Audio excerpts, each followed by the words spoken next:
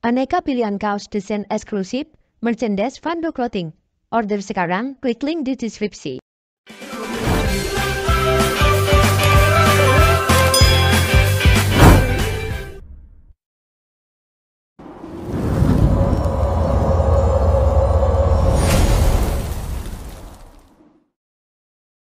Lalu nanti baru bisa didaftarkan untuk NPWP, lalu didaftarkan untuk NIB malu OSS. Setelah NIB-nya keluar yang menjadi basic perizinan ini, baru Bapak Ibu dapat melakukan mengurus perizinan yang berkaitan dengan sektor usaha Bapak Ibu. Next. Nah, jadi untuk akta itu sendiri isinya apa aja? Jadi akta itu sendiri isinya ada nama dan lokasi domisili. Ini biasanya tidak perlu alamat lengkap, hanya domisili kabupaten kotanya saja. Lalu dimasukkan tujuan dan maksud perusahaan, dimasukkan KBLI-nya, bidang usahanya, dapat dilihat melalui website OSS. Lalu jangka waktu penelitiannya berapa lama atau apabila Bapak Ibu tidak mau ada jangka waktu juga bisa. Jadi PT tersebut akan terus berdiri dan berlangsung selagi tidak dibubarkan. Lalu bagaimana pembagian modal saham dan dividennya, anggota dewan direksi dan komisarisnya siapa saja, lalu pengaturan mengenai rules-nya bagaimana. Next. Nah, untuk kewajiban PT sendiri, PT itu harus melaporkan LKPM dan WLKP. Nah, LKPM itu harus dilakukan setiap 3 bulan sekali, tapi ada pengecualian untuk usaha kecil. Ya, untuk usaha kecil nanti skalanya akan dijelaskan ya apa saja yang usaha mikro, kecil, menengah, besar. Tapi untuk usaha kecil itu hanya 6 bulan sekali dilaporkan. Dan ada pengecualian yang tidak harus lapor sama sekali. Yang tidak harus lapor sama sekali itu tidak berlaku untuk pelaku usaha mikro. Jadi tidak pelaku usaha mikro tidak harus lapor, serta hulu migas, perbankan, lembaga keuangan non-bank, dan asuransi itu tidak perlu melaporkan LKPM.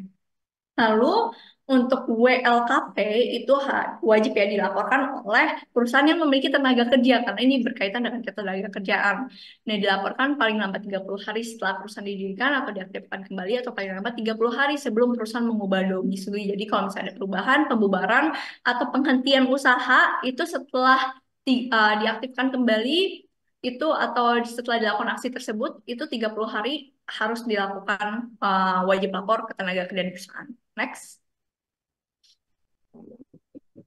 Nah, apa saja yang diperlukan dokumen yang diperlukan untuk mendirikan PT perorangan? Karena tadi sudah membahas mengenai dokumen yang diperlukan untuk mendirikan CV, dokumen yang diperlukan untuk mendirikan PT, lalu dokumen apa saja yang diperlukan untuk mendirikan PT perorangan.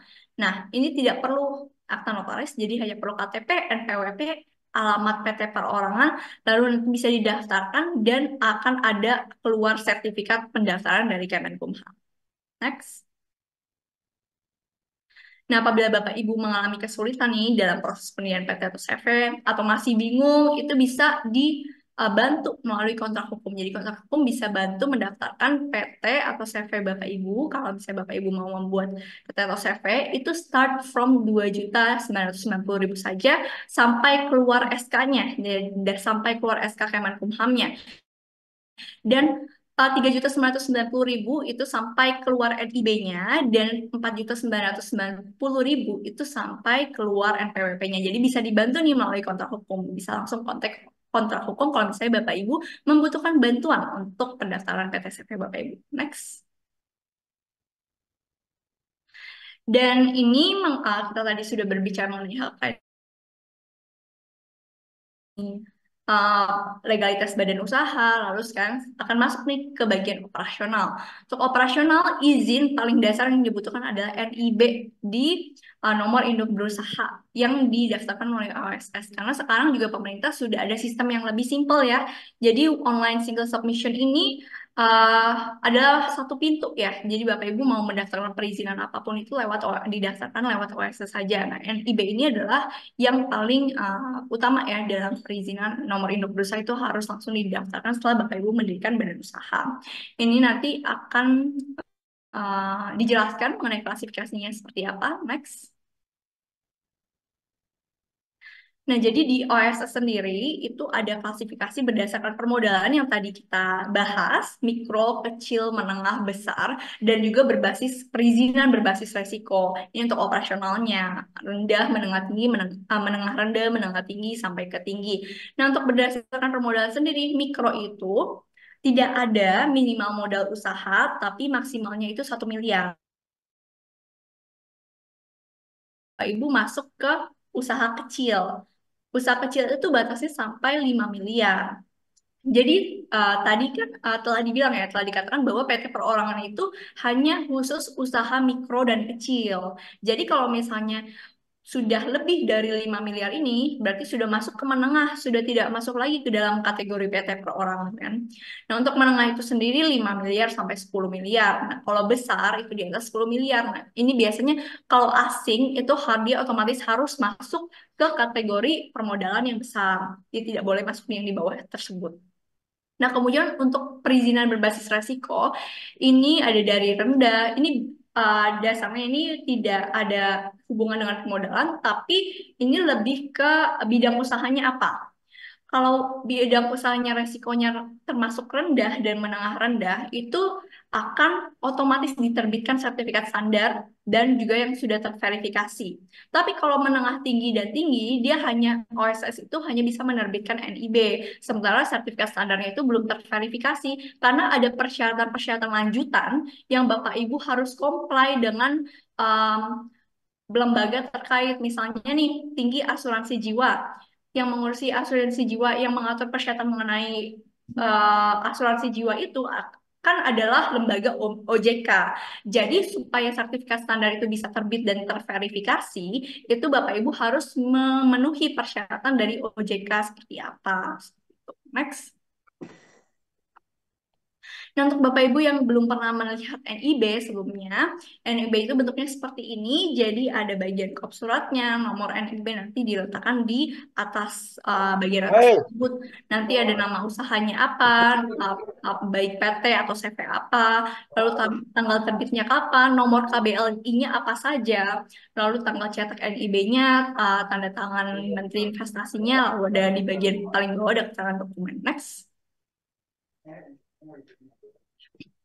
Nah, kita sudah membahas nih dari bagian hak kekayaan intelektual, membangun usaha, legalitas badan usaha masing-masing, lalu mengenai operasional, lalu sekarang kita masuk ke kontrak. Setelah operasional jalan nih, pasti Bapak Ibu akan sudah memenuhi izin-izin yang ada, pasti Bapak Ibu dalam perjalanannya akan membuat perjanjian, entah itu perjanjian dengan pihak lain, mitra, maupun perjanjian kerja dengan karyawan. Nah, kalau untuk perjanjian secara umum itu diatur di pasal 1320 KUH Perdata. Tapi kalau perjanjian kerja itu diatur dalam Undang-Undang Ketenagakerjaan. Tapi sebenarnya pada intinya itu serupa, di mana pada umumnya perjanjian itu harus memiliki dua syarat subjektif dan dua syarat objektif. Dua syarat subjektif ini adalah harus ada kesepakatan dan kecakapan dari para pihak. Jadi para pihak itu tidak boleh dalam keadaan terpaksa menandatangani suatu perjanjian. Harus ada kesepakatan yang mutual dan harus ada kecakapan. Misalnya Bapak Ibu ingin melakukan perjanjian dengan anak di bawah umur, misalnya perjanjian kerja dengan anak di bawah 18 tahun, karena 18 tahun yang termasuk usia dewasa ya dalam peraturan dalam Undang-Undang Ketenagakerjaan. Nah, itu tidak boleh karena mereka belum cakap. Gitu. Jadi harus ada kecakapan. Perjanjian tersebut tidak akan dianggap sah kalau misalnya kita yang menandatangani perjanjian itu adalah anak di bawah umur atau misalnya orang yang ada maaf gangguan mental di bawah pengampuan itu juga tidak sah di mata hukum. Dan kemudian harus ada, kalau perjanjian secara umum itu harus mengatur mengenai suatu hal.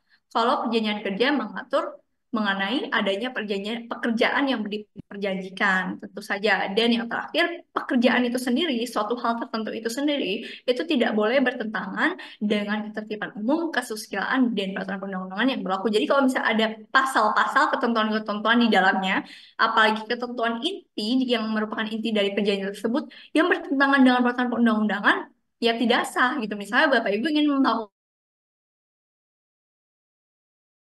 tidak sah karena tidak diperbolehkan oleh hukum yang berlaku. Jadi percuma buat perjanjian kalau tidak memiliki kekuatan hukum. Next. Nah, untuk jenis perjanjian itu sendiri sebenarnya ada berbagai jenis. Ada beberapa yang akan saya jelaskan di sini. Yang pertama Founders Agreement yang tadi sudah dijelaskan pada awal.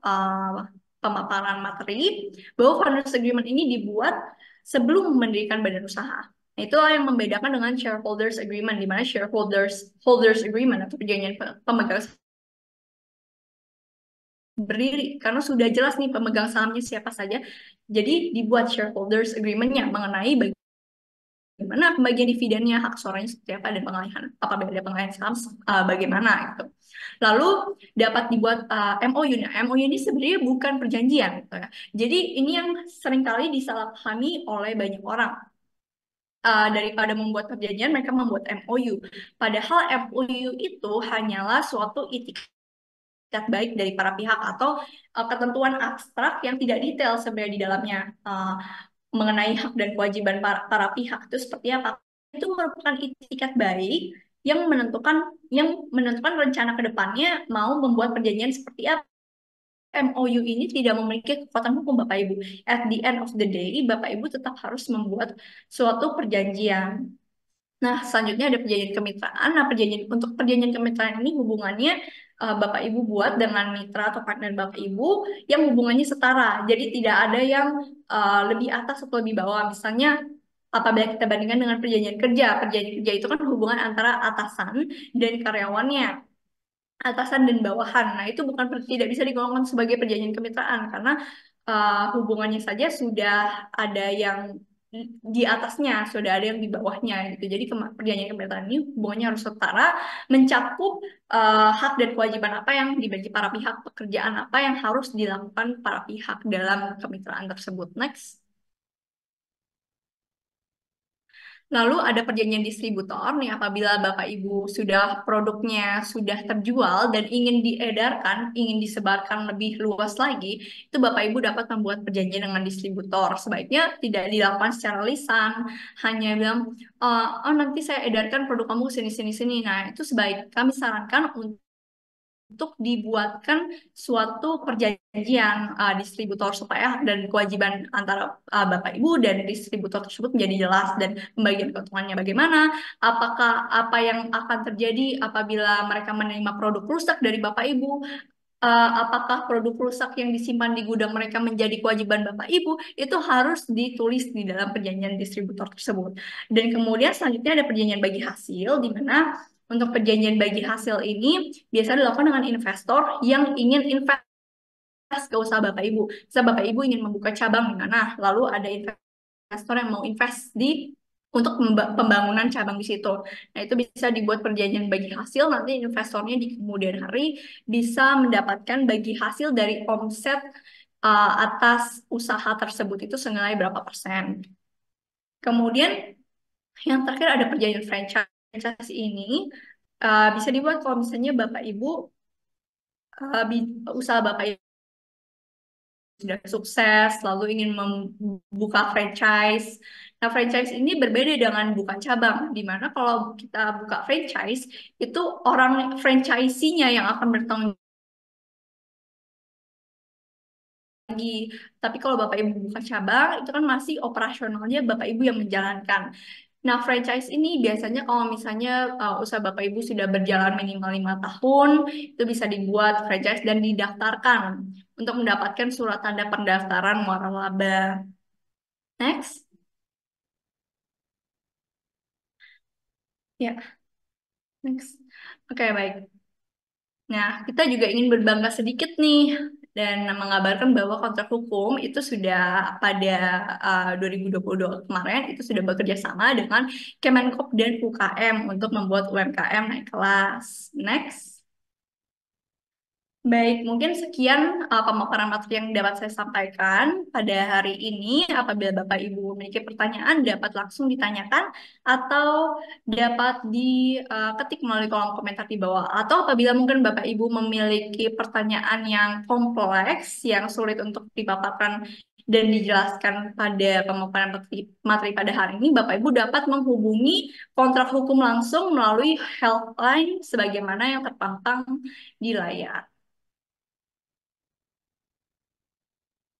Ya, mungkin sekian.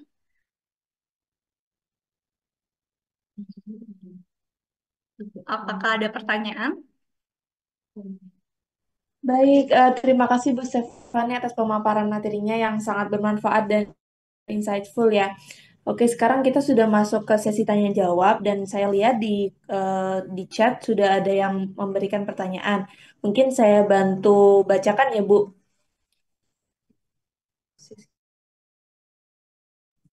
Dan mohon izin untuk share screen-nya mungkin boleh diturunkan terlebih dahulu. Untuk Bapak Ibu UMKM, eh, ya, silakan ya, silakan memberikan pertanyaannya di kolom chat atau raise hand. Sekarang saya bacakan pertanyaan pertama dari kolom chat terlebih dahulu ya. Dari Pak Suwarto Jogja. Izin tanya Kak, tentang modal itu apa termasuk tanah bangunan, pabrik, contoh lain, usaha kos-kosan dengan bangunan kos seharga 5,5 M untuk 3 lokasi. Nah, mungkin boleh dijawab terlebih dahulu. Baik, kalau untuk model dasar itu sendiri yang sebagaimana yang dijelaskan tadi berdasarkan skala usaha itu tidak termasuk tanah dan bangunan, ya, Pak. Baik, terima kasih. Untuk Pak Suwarto, apakah jawabannya sudah menjawab? Oke, makasih. Kalau ini kaitannya, kalau usahanya itu sendiri memang tidak bisa jalan kalau tidak ada bangunan itu. Misalkan ini, kalau kos-kos kan modalnya kecil ya. Dalam arti kalau sudah ada bangunannya kan tinggal tinggal perawatan, listrik, kebersihan dan wifi. Tapi kalau untuk modal awal kan kayak kayak bangunan kos, isi kamar itu kan modal di awal itu istilahnya ya. Apakah apakah tanah bangunan itu yang merupakan kalau nggak ada itu ya nggak jalan itu lah. Itu kan bahasa saya itu modal itu loh dan isinya itu. Makasih. Kalau berdasarkan peraturan itu tidak termasuk ya Pak. Jadi modal awal yang ditetapkan itu berupa 1 M, 5 M, 10 M itu tidak termasuk tanah dan bangunan. Jadi memang yang ditetapkan saya di anggaran dasar selain di luar daripada tanah dan bangunan. Ya. Apakah sudah terjawab?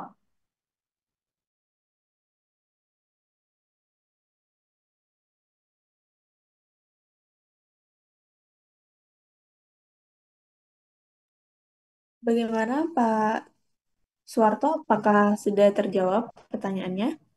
Oh ya, terima kasih. Cuman ini kaitannya dengan usaha nanti nyatetnya di mana ya kalau itu bukan sebagai modal. Kalau misalkan mau dibuat kalau mau utang ke bank itu ya kan butuh butuh neraca kan.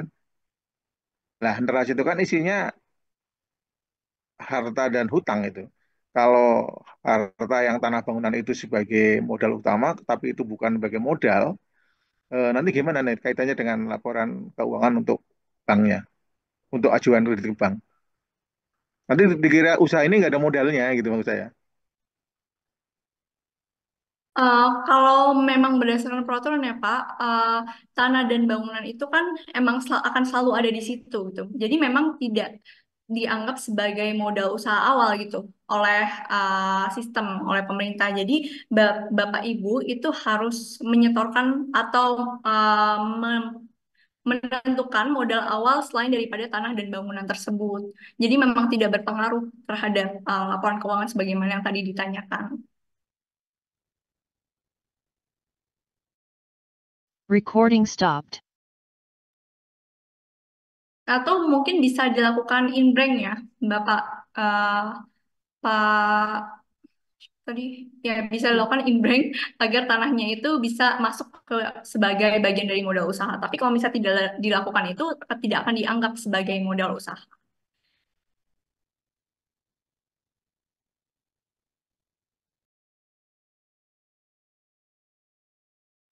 Baik, jadi pada intinya kalau tanah dan bangunan itu tidak termasuk di modal usaha ya, Bu. Ya, jadi gimana Pak Betul. Suwarto? Apakah sudah Atau mungkin terjawab? gini, kasih saya contoh, kira-kira terkait dengan sebuah usaha yang real, itu mana yang dikatakan sebagai modal, mana yang bukan. Kalau memang tanah bangunan itu bukan modal ya, berarti kasih contoh real aja, mungkin mungkin toko atau gimana. Nanti yang dimaksud modal itu yang mana? Yang dimaksud modal itu ketika mendirikan PT, ketika mendirikan badan usaha itu kan terutama PT ya itu kan ada di dalam anggaran dasarnya modal awalnya itu berapa. Nah, modal awalnya yang bisa diterbit adalah saham yang bisa diterbitkan tersebut, Pak. Misalnya untuk usaha menengah maksimal 10 M itu dimasukkan modalnya misal 7,5 M. Nah, itu yang dilihat adalah modal yang ada di anggaran dasar tersebut, Pak. Jadi untuk tanah dan bangunan itu sendiri itu tidak termasuk ke dalam rincian atau modal dasar dalam perusahaan apa kecuali apabila dilakukan in brand seperti itu.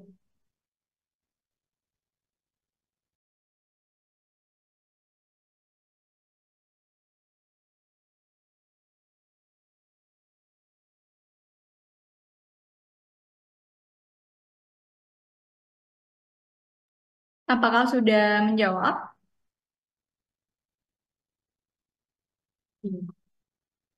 Ya, sudah, Bu. Ini kaitannya karena emang istilah hukum aja sepertinya ya. Karena memang hukum itu ya seperti itu ya.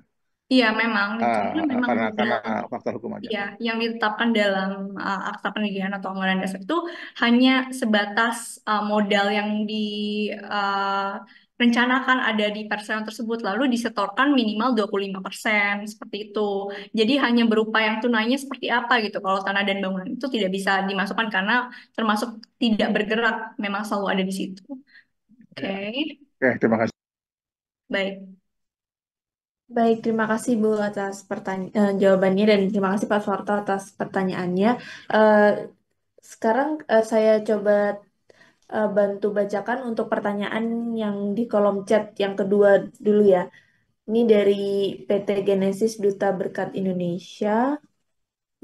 Ada dua pertanyaan. Yang pertama, jika saya sudah ada PT perorangan dan mau ekspor, apakah ada syarat lain yang harus didaftarkan ke AHO atau OSS? Yang kedua, bagaimana mengetahui atau di bagian dokumen apa jika PT perorangan itu sudah bisa atau boleh melakukan ekspor impor? Silakan. Oke, untuk izin ekspor itu sendiri, perorangan itu juga bisa melakukan ekspor ya, eh, Bapak Ibu. Jadi untuk izin ekspor sendiri itu tidak dilihat apakah bentuknya PT perorangan atau PT biasa, selagi dia memiliki izin ekspor, itu bisa untuk melakukan ekspor. Nah, untuk mengenai detail untuk izin usaha ekspor itu sendiri, itu ada banyak hal yang harus dilihat, ekspor apa misalnya, lalu ada banyak hal juga yang harus diurus dan mungkin sesuai dengan kegiatan usaha Bapak Ibu juga itu untuk terkait dengan izin ekspor tersebut mungkin dapat di kontak untuk bisa dijelaskan terlebih dahulu kegiatan usahanya apa dari PT Genesis Duta Berkat Indonesia.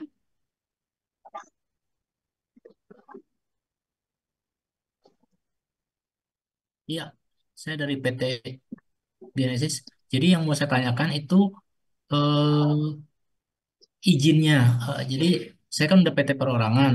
Yang jadi pertanyaan adalah PT tersebut udah punya legalitas untuk ekspor nggak atau impor gitu. Karena memang saya basisnya nanti akan ke arah trading comport gitu loh. Nah ini terkait dengan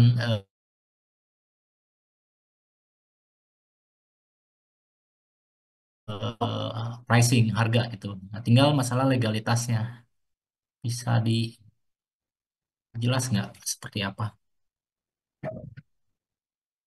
Baik, untuk jenis usahanya apa ya, Pak? Trading company-nya ada beberapa macam produk ya, seperti kakao powder atau juga ada Hmm. kemasan makanan, juga ada Hmm. skipjack itu ya. Nah, mohon maaf, oke. Baik, mohon maaf saya potong ya Pak. Untuk mungkin terkait dengan jenis usaha tersebut karena perbedaan produk itu bisa mempengaruhi dokumen yang dibutuhkan untuk izin ekspornya, itu kita harus carikan dulu HS code-nya. Mungkin lebih lanjut Ya, karena waktunya terbatas juga tidak bisa harus dicarikan terlebih dahulu terkait dengan HS code-nya, itu bisa langsung menaruh mungkin kontak, menuliskan kontak dari PT Genesis Duka Berkat Indonesia di kolom komentar supaya nanti bisa dihubungi oleh tim kami ya Bapak untuk konsultasi gratis. oke. Saya kasih nomor telepon saya ya. Iya baik, biar nanti dikumpulkan oleh tim marketing kami. Oke, makasih. Makasih Baik, Pak.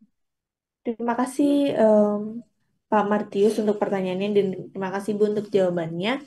Sekarang mungkin kita lanjutkan ke penanya yang sudah raise hand dulu ya.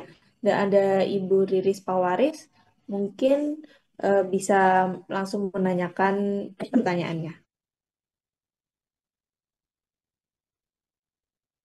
Selamat pagi, Bu. Terima kasih untuk kesempatannya. Tadi maaf saya telat gitu kan. Terus saya mau nanya, eh, karena kan ini kekurangan tenaga ya, Bu ya. Eh, itu kita harus berbadan hukum itu eh, standarnya apa sih? Saya kan masih perorangan, Bu.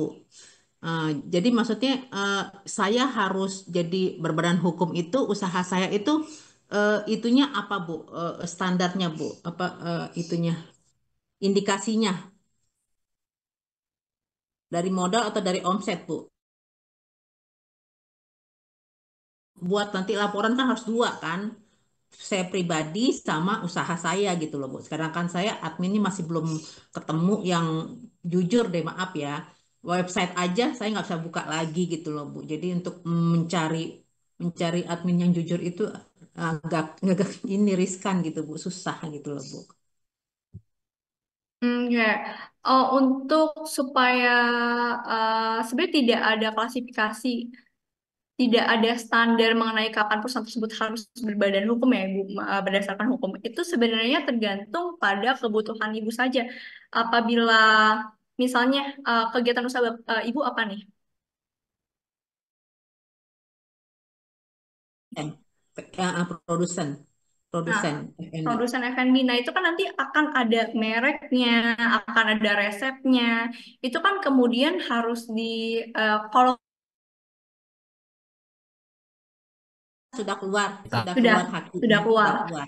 Untuk Nah, 10 tahun, untuk 10 tahun. untuk strukturnya seperti misalnya apakah Ibu sudah memiliki karyawan misalnya lebih dari 10 orang?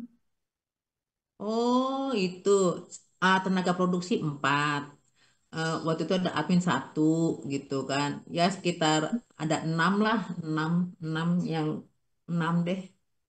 Kalau itu berarti masih tergolong cukup kecil ya, Bu. Jadi tergantung sebenarnya tidak ada standar bagaimana Ibu harus membentuk badan usaha itu seperti apa. Jadi sebenarnya tergantung dari perkembangan F&B Ibu sendiri. Misalnya Ibu nanti harus melakukan kerjasama dengan pihak lain, misalnya Ibu mau melakukan kerjasama dari pihak tersebut, atau misalnya Ibu ingin mendapatkan tambahan dana untuk mengembangkan, buat cabang dan lain sebagainya, itu badan hukum sudah harus terbentuk Ibu, karena nanti persyaratannya banyak, akan banyak ada dokumen yang dimintakan, apa pendirian, anggaran dasar. Tapi kalau misalnya untuk sekarang Ibu berpikir bahwa jalan-jalan aja gitu usahanya tanpa ada misalnya tanpa ada kebutuhan untuk kerjasama, tanpa ada kebutuhan untuk pembiayaan atau dan terhadap pekerja yang Ibu ini pekerjakan juga sebaiknya dibuat ya, walaupun sebenarnya dibuat perjanjian dengan ibu juga bisa sebagai mitra ya jatuhnya. Tapi tetap saja di end of the day itu untuk memastikan legalitasnya, kami sarankan untuk mungkin start from PT perorangan terlebih dahulu ya Bu ya. Nah, biar bisa Ya. nanti juga lebih mengikat dari terhadap karyawannya seperti itu. Oke, makasih Bu. Baik, terima kasih Bu Riris. Baik, terima kasih Bu Riris atas pertanyaannya dan terima kasih Bu Stefani.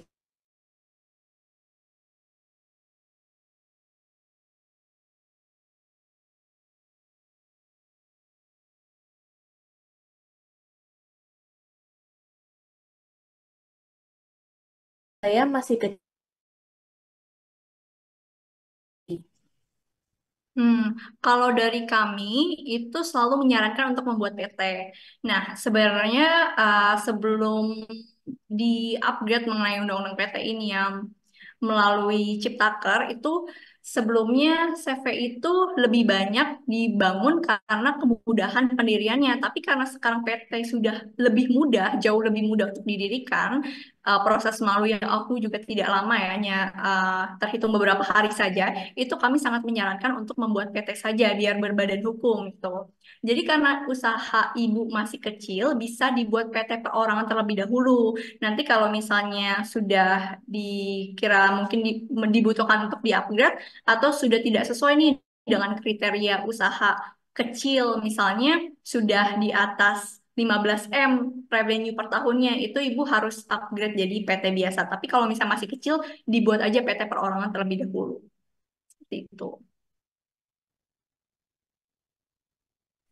Baik, terima kasih Bu Stefani. Untuk Bu Natalia, apakah pertanyaannya sudah terjawab?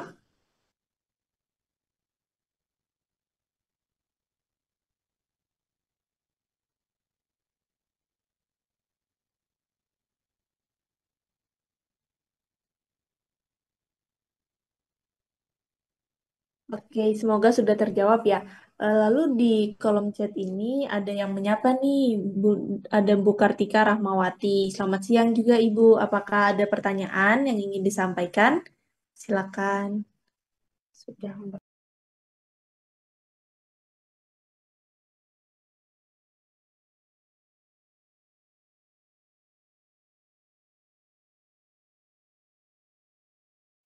Atau Bapak Ibu yang lain, apakah ada pertanyaan? Silakan ditanyakan.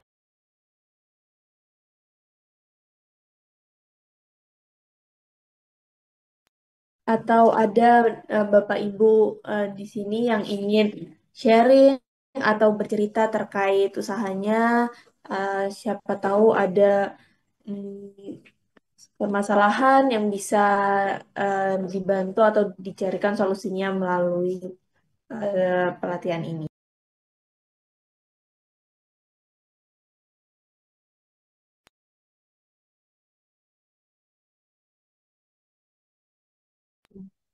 Oke, ini ada pertanyaan lagi dari Ibu Natalia ya.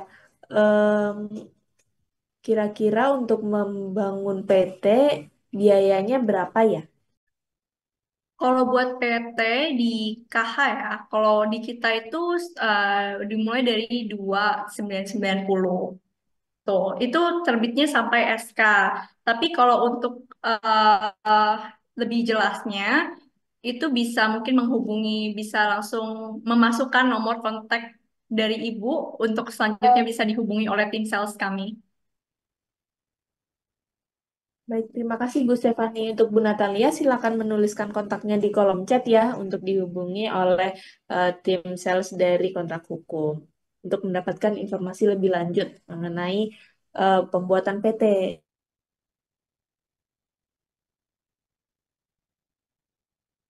Bu, mungkin saya nambah ya.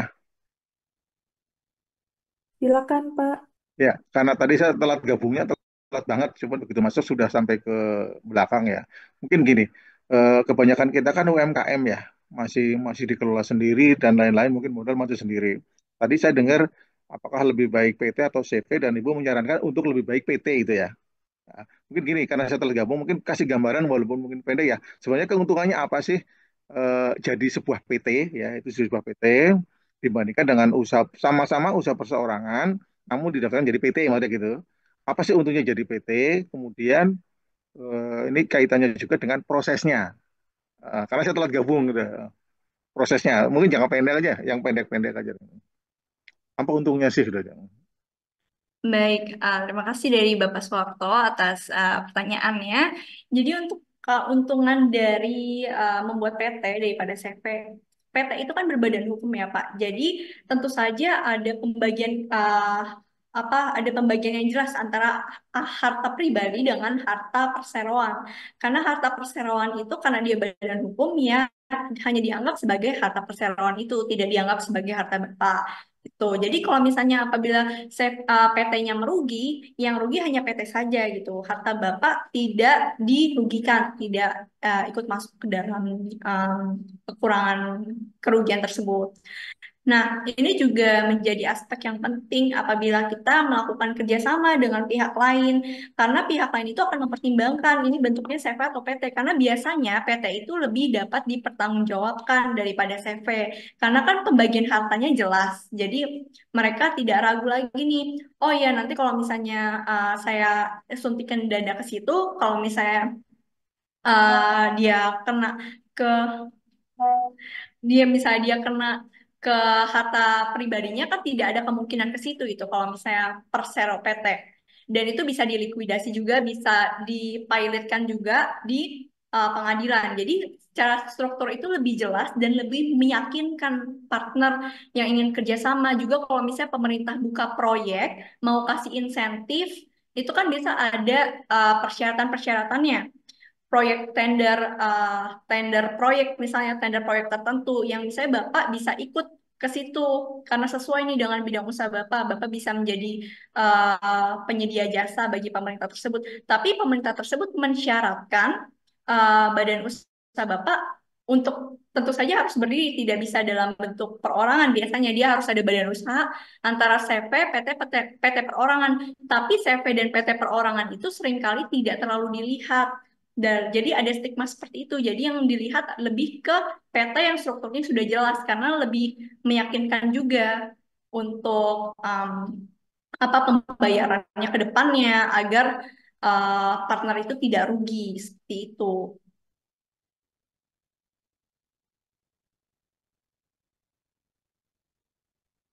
Apakah sudah jelas untuk Pak Suwarto? Iya, Bu. Berarti kalau untuk yang memang modal usahanya besar lebih baik mungkin PT ya, karena memang kelihatan Betul. bonafitnya ya. Tapi kalau untuk usaha yang masih UMKM, kalau berbentuk PT, itu bukannya bank malah lebih takut ya. Karena apa yang ada di dalam anggaran dasar, di dalam PT itu kan terpisah dengan pribadinya. Ketika Mm-mm. harta-harta yang tidak distorkan itu bukanlah harta PT, maka ketika terjadi masalah dengan PT-nya itu dan PT itu hutang, maka tidak bisa masuk ke wilayah pribadi itu kan. Kan gitu Mm-mm. tuh. Kalau usaha kecil mungkin lebih membahayakan kalau bank ini modalnya kecil. Sementara harta-harta di luar yang ada dalam anggaran dasar itu bukan harta. Kalau terjadi pilot Betul. itu tidak bisa diganggu kan istilahnya yang harta Betul. pribadi itu. Itu kali ya Kalau Bu ya. kalau misalnya memang usahanya masih kecil, kami memang menyarankan untuk buat PT perorangan. Apalagi kalau misalnya pendirinya cuma satu, ya berarti sahamnya cuma dari satu orang. Berarti kan memang ikut dari harta dia semuanya. Nah, kalau seperti itu, kami sarankan untuk membuat PT perorangan dan PT Perorangan itu sendiri kan juga aset saham yang ada itu juga saham dari bukan saham ya istilahnya hanya modal dari perorangan itu sendiri gitu. Jadi tidak akan ada masalah ke depannya. Tapi kalau misalnya memang sudah tidak memenuhi kriteria tersebut ya harus di-upgrade menjadi PT biasa. Seperti itu. Dan kalau misalnya terkait dengan apa tadi kalau ada kerugian terkait dengan Ya mungkin kalau maju ke bank lah ya. Kalau maju ke bank lihat anggaran dasarnya hartanya sedikit, sementara harta-harta lain tidak ada di dalam PT, kan bank tidak bisa masuk ke harta yang tidak tercantum dalam anggaran dasar kan. iya betul. Ya, makanya eh tapi untuk hal tersebut sendiri sih tidak ada minimalnya ya, Pak. Tidak ada nominal minimalnya. Jadi sebenarnya modal berapa saja itu juga bisa membuat PT, baik PT biasa atau PT perorangan. Jadi tidak masalah untuk penilaian dari pihak lain itu masalah lain. Tapi kalau secara legal itu diperbolehkan, Pak. Tidak ada minimal modal, jadi tidak masalah. Dan yang namanya modal yang di store itu pasti uang ya, pasti uang. Mm-mm. Oke. Atau bisa inbrank, tanahnya itu dijadikan aset. Mm. Terus di katakanlah tanah bangunan dengan aset dianggap sebagai sudah rupiah, taruh di anggaran dasar ada ya. Ya, dan kalau misalnya ada aset perusahaan, misalnya nih Bapak ingin memerlukan pembiayaan dari pihak lain, cuma diragukan karena misalnya modalnya sedikit, tapi kan aset itu kan yang didaftarkan atas nama perusahaan itu juga bisa menjadi jaminan bagi orang tersebut. Jadi sebenarnya tidak masalah. Walaupun bukan merupakan modal, tapi bisa uh, selama aset tersebut nama perusahaan itu juga bisa diperhitungkan oleh pihak ketiga.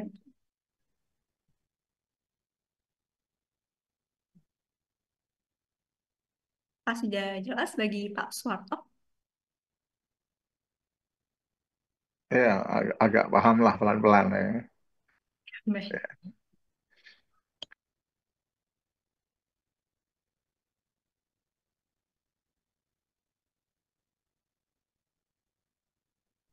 Oke, semoga pertanyaannya terjawab ya Pak Suwarto.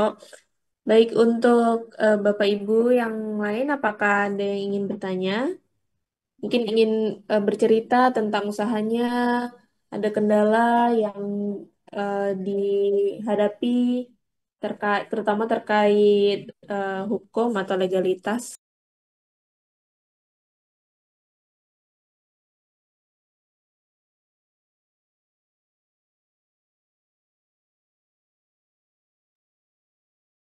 Ini sih waktu itu tahun 2002, tahun 2022 saya tuh waktu itu ada apa ya ada pihak apa gitu ya untuk memasarkan gitu konsinyasi. Perjanjian sih Bu yang saya mau nanya gitu kan. Kok banyak hal-hal yang memberatkan saya gitu loh, seperti pembayaran bisa molor mereka, tapi itu nggak terlalu tanggung jawab mereka gitu loh Bu. Terus setelah pembayaran, oh iya, pengembalian barang gitu loh. Jadi kalau rusak pun jadi tanggung jawab saya gitu loh, Bu. Kadang kan mereka kan ngasih ngasih pembayaran pun suka molor sampai 6 bulan gitu kan. Tapi itu bagi mereka nggak terlalu signifikan gitu loh. Jadi kayaknya pihak saya doang yang dirugikan gitu loh, Bu. Jadi ada berapa berapa berapa pihak tuh kami batalin gitu loh, Bu, karena perjanjiannya itu kita ngeri banget gitu loh. Kayak terlalu berat ke kami gitu loh, Bu. Nah, terus ada lagi mau investor. Sampai resepnya, katanya resep diambil juga. Jadi saya jadi takut ya. Padahal kan saya buat resep ini kan 5 kali gitu loh, Bu. Sampai dapetin resep yang enak gitu ya. Yang lumayan gitu. Bukan setiap tahun saya inovasi terus, inovasi produk gitu, Bu ya. Eh, tapi ini ada investor mau beli sekalian resep-resepnya. Berarti itu termasuk investor aktif ya, Bu ya. Sampai istilahnya resep aja diambil juga gitu, Bu ya. Maksudnya saya maunya mau mau dapat yang investor yang nggak terlalu aktif Bu gitu. Jadi istilahnya cuma kasih uangnya aja gitu. Nanti pengembalian tinggal urusan kami lah gitu Bu. Menurut Ibu gimana Bu? Tolong Hmm. kasih masukan Bu. Ya sebenarnya memang perjanjian itu harus kedua belah pihak ya Bu ya. Jadi kalau misalnya memang draftnya itu dari mereka, itu dari Ibu bisa untuk diskusi lagi. Seharusnya tidak menandatangani secara mentah-mentah. Mungkin ada klausula yang harus direvisi kembali gitu. Jadi ya emang harus ada diskusi lagi. Ini sepertinya klausula ini memberatkan seperti itu. Sebenarnya dari kita juga kontrak hukum juga ada jasa untuk review kontrak ya. Nanti juga bisa dibantu untuk menganalisis isi dari kontrak tersebut kira-kira apa nih yang akan menjadi Nah, masalah. Ibu nggak baca itunya. Ini hari apa sih, Dek? Jumat ya? Eh, ya, dan juga terkait dengan investor yang ngambil sampai resep itu sih saya jarang lihat ya Bu ya. Biasa investor itu cuma kasih dana, lalu nanti kita kasih bagi hasilnya seperti apa. Jadi mungkin bisa didiskusikan dari pihak terkait. Ibu maunya perjanjiannya itu investor ya hanya kasih dana aja gitu. Jadi operasional aja. Tapi Ibu tidak ada pengalihan hak, tidak ada pengalihan hak kekayaan intelektual. Lalu investor tersebut harus menjaga informasi rahasia itu harus dibuat lagi perjanjian NDA-nya atau perjanjian kerahasiaan. Jadi ibu kalau misalnya ada investor yang istilahnya nakal ya, pengen mengambil resep ibu, itu juga uh, saran saya apabila ketika didiskusikan yang bersangkutan tidak setuju untuk apabila dia tidak memiliki merek tersebut, itu ibu tidak usah lebih baik tidak usah mengadakan perjanjian dengan investor tersebut, kecuali memang dia mengadakan perjanjian lisensi dengan ibu itu beda lagi gitu. Tapi kalau mengalihkan merek ya istilahnya saran kami sih untuk tidak dilakukan untuk cari investor lain aja sih, Bu. Jadi bukannya merek Bu, resep gitu, Iya, resep ya. resepnya. Jadi ya udah waktu itu saya juga berat lah kayak gitu, enggak gitu. Langsung saya bilang enggak. Kalau soal istilahnya rahasia dapur itu langsung diambil saya nggak mau gitu kan. Nah yang konsinyasi itu juga kan saya bilang ini banyak ini yang memberatkan saya bisa nggak ada perubahan nggak bisa Bu katanya loh kok gitu ini sekali gitu kan Iya. nggak udah kalau nggak bisa dirubah kami juga nggak mau oke gitu aku jadi udah berapa banyak gitu pihak Bu kami batalin gitu loh karena kalau memberatkan gitu saya gitu tegas Bu kalau namanya istilahnya eh, enaknya kan sama-sama diuntungkan ya Bu ya ini satu pihak doang yang diuntungkan repot apalagi kalau pengembaliannya udah mau batas expire gitu kan repot juga Bu gitu bagaimana kita mau ngejual lagi gitu kan udah gitu banyak Iya, yang betul. misalnya robek lah bolong-bolong entah digigit tikus kali ya gitu Bu ya kan repot Mm-mm. gitu kan itu kan kerugian bagi kita gitu loh Bu Iya, betul. ya Kalau misalnya seperti itu sih, saya sarankan untuk dilakukan jangan perjanjian konsinyasi ya, Bu. Yang langsung aja perjanjian distributor. Jadi dia beli langsung dari Ibu. Jadi ya bukan beli putus kan. ya Bu saya bilang makanya saya juga pengennya gitu beli putus aja gitu loh kan Iya. Bu kalau misalnya soal-soal perjanjian yang maksudnya ngebingungin kita gitu bisa ada bantuan nggak Bu misalnya saya misalnya ada lagi nih pihak nih Bu gitu saya kan kadang bahasa-bahasa hukum itu bingung kan ya Mm-mm. kita juga nggak mau terjebak gitu kan dengan bahasa-bahasa hukum itu gitu loh nah, saya minta Iya. kontaknya Bu misalnya saya Ah, boleh, boleh Bu. Ibu uh, bisa uh, langsung memasukkan saja nomor Ibu di kolom komentar. Nanti akan uh, uh. dihubungi dari tim marketing sales kami ya, Bu ya. Karena kami juga menyediakan jasa tersebut. Oke, oke, oke. Ya. Makasih. Terima Ya, kasih, nanti Bu kalau ada Riri. lagi perjanjian-perjanjian kita kan bingung ya. Iya. Bahasa-bahasa hukum kan beda ya dengan Mm-mm. bahasa usaha Iya. ya. Kita nggak mau mengalami kerugian gitu, Bu, karena Mm. kita kan ini beda beda alam. Mm-mm. Iya, Oke, iya. Bu, makasih nanti saya ini Iya, cantumin nomor baik. saya, Bu. Terima kasih, Bu Riri. Kasih Ya. ya.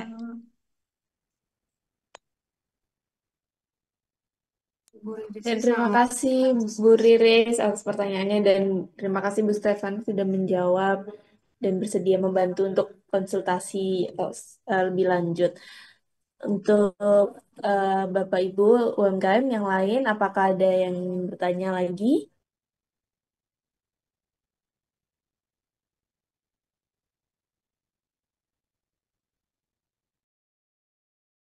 Baik, silakan Ibu Erna Susanti. Silakan langsung menanya. Selamat siang, Bu Stefani. Saya Siang, Bu Erna Erna. Susanti dari Kudus. Izin bertanya, saya kan usahanya craft. Cuma ingin menanyakan tentang izin TKDN itu loh, Mbak Stefani. Hmm. Boleh ya? Kalau Kalau untuk mau ke ah, kalau mau ini apa produk kita mau kita pasarkan ke luar negeri kan ini sangat penting sekali gitu loh. mm-mm. Definisinya TKDN itu terus bagaimana caranya gitu loh. Terima kasih. Selamat siang, Bu Stefani. Ya, siang Bu. Mengenai TKDN ya, sebelumnya itu tergantung eh, dari produk Ibu itu jenisnya seperti apa. Jadi nanti ada list, ada perhitungan TKDN yang harus dilakukan dari sebentar. Ya, saya dari Kerajinan Enceng Gondok, Bu Stefani. Hmm, sorry. Nah, jadi kalau untuk persyaratan TKDN itu ada mungkin banyak hal yang akan mempengaruhi ya untuk sampai keluar sertifikat TKDN-nya. Kadang ada yang membutuhkan SNI tertentu, lalu ada juga yang membutuhkan sertifikat ISO. Jadi sebenarnya tergantung sih dari produk Ibu. Mungkin secara lebih jelasnya untuk dapat dilakukan pencarian lebih lanjut oleh tim kami, Ibu dapat mencantumkan nomor telepon ya Bu yang untuk bisa untuk konsultasi gratis juga. Iya, Bu Stefani. Terima kasih ya. Ini Iya. langsung tak kasih nomor di kolom komentar ya. Terima kasih atas pencerahannya. Betul, terima kasih Ibu. Karena TKDN itu juga ya berdasarkan perhitungan, jadi harus melakukan pencarian lebih lanjut. Nanti bisa konsultasi secara ini ya, secara privat ya Mbak ya. Iya, bisa. Bisa dilakukan by chat ya Bu ya, dari tim kami. Baik, apakah ada lagi? Izin tanya ya Mbak Stefani, misalnya produk kita mau pasaran ke luar negeri itu selain TKDN, terus NIB, terus apa lagi ya? Kalau ke luar negeri harus ada izin ekspor ya Bu ya. Nah, izin ekspor itu tergantung, nanti bisa dicarikan kode HS code-nya. Nah, itu tergantung, balik lagi tergantung mengenai produk apa yang misalnya yang ingin Ibu pasarkan ke luar negeri. Nanti persyaratan atau perizinannya itu berbeda-beda ya Bu. Jadi bisa sekalian aja dikonsultasikan by chat ya Bu ya. Oh ya, terima kasih. Baik, terima kasih Bu Erna. Nah, bagi teman-teman yang ingin order kaos, silahkan bisa order di marketplace Shopee, Tokopedia maupun Lazada. Caranya tinggal ketik Muhammad Ervando. Tentunya banyak pilihan kaos keren yang bisa teman-teman pakai, yang cocok buat nongkrong, hangout ataupun gaya sehari-hari ya. Dan tentunya nyaman dipakai, tahan lama dengan desain yang unik, eksklusif, bahan premium dan kualitas terbaik ya. Nah, tentunya dengan banyak pilihan kaos keren, silahkan teman-teman bisa order satuan boleh, lusinan boleh, apalagi borongan silahkan. Nah, untuk kaos lengan pendek silakan teman-teman bisa klik di Shopee, Tokopedia, Lazada, ketik saja Muhammad Ervando. Nah, untuk kaos lengan panjang juga tersedia di marketplace Shopee, Tokopedia, Lazada. Cuman ketiknya Vando Official Shop. Jadi teman-teman sama bisa pilih untuk kaos lengan panjangnya dengan kaos keren, dengan desain-desain yang keren, eksklusif, dengan bahan premium. Nah, ada banyak pilihan, silahkan teman-teman bisa order satuan, lusinan ataupun borongan, silahkan ya. Tentunya tersedia ribuan produk, silahkan teman-teman bisa cek satu persatu. Nah, silahkan bagi yang ingin order bisa ketik di Shopee, Tokopedia, Lazada, ketik Vando Official Shop.